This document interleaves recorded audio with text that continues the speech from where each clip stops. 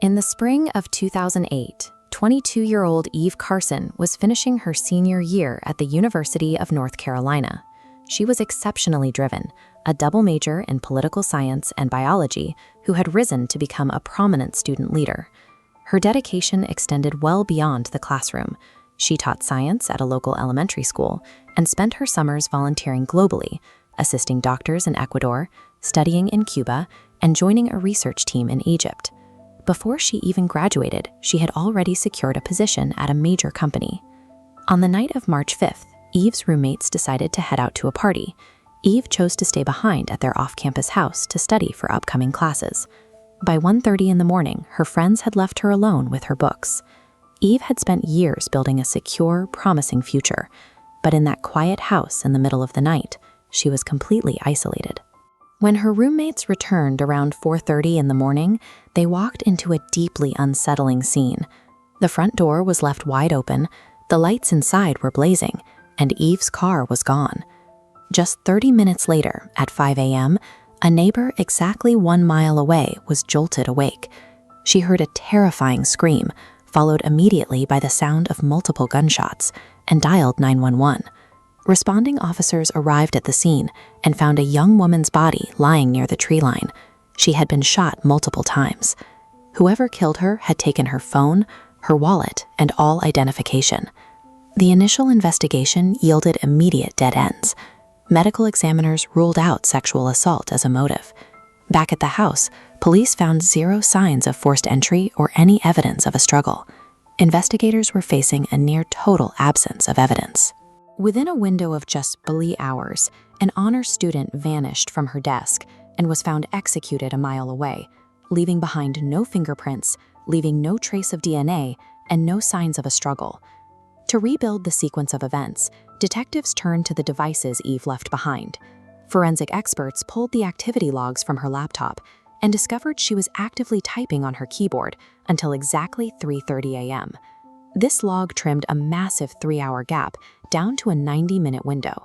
The kidnapping occurred in the short period between her final keystroke and the neighbor's 911 call. A significant lead emerged from her banking records. Just 18 minutes after she stopped typing, someone used Eve's stolen debit card to make 2 back-to-back withdrawals at an ATM on the far side of town. These records show the exact moment they hit a strict $700 withdrawal limit. Unable to pull out more cash, the killers were forced to drive around for the next hour, searching for other machines to drain her account. Their pursuit of cash proved to be their undoing. 2 days later, at 12:30 in the morning, they attempted to use Eve's card one last time at a 24-hour convenience store in a neighboring town. Surveillance system. The perpetrators didn't understand the basic constraints of modern digital banking. By repeatedly triggering fraud limits and driving from machine to machine, they generated the digital footprint needed to expose their identities. Police released the convenience store footage to the public, and on March 12th, an anonymous caller identified the man on screen as 21-year-old Dario Atwater. Investigators pulled Atwater's cell phone records and linked him to a 17-year-old accomplice, Lawrence Lovett. Tower data placed both of their phones directly inside Eve's neighborhood on the night of the crime. Brought in for questioning, Atwater eventually confessed, detailing a motive rooted in grim opportunism. The two men had driven onto the university campus looking for someone to rob. They simply looked through a window, saw Eve studying alone, and violently forced their way inside the house. Throughout the drive to the ATMs, Eve begged them to let her go, promising she wouldn't say a word. But the men had made no effort to hide their faces. According to Atwater, they decided to kill her simply because she could identify them. They pulled her out of the car on a dark street. In her final moments, Eve asked her attackers to pray with her. Ignoring her plea, they raised their weapons and fired. Prosecutors possessed an overwhelming amount of evidence against Atwater. To avoid the death penalty, he pleaded guilty and was sentenced to life in prison, plus an additional 30 years. Securing a permanent sentence for Lawrence Lovett proved much more complex. Because he was only 17 at the time of the murder, state law classified him as a minor, which protected him from capital punishment. Lovett was initially sentenced to life in prison, but shifting legal standards regarding juvenile offenders caused an appeals court to temporarily overturn that sentence.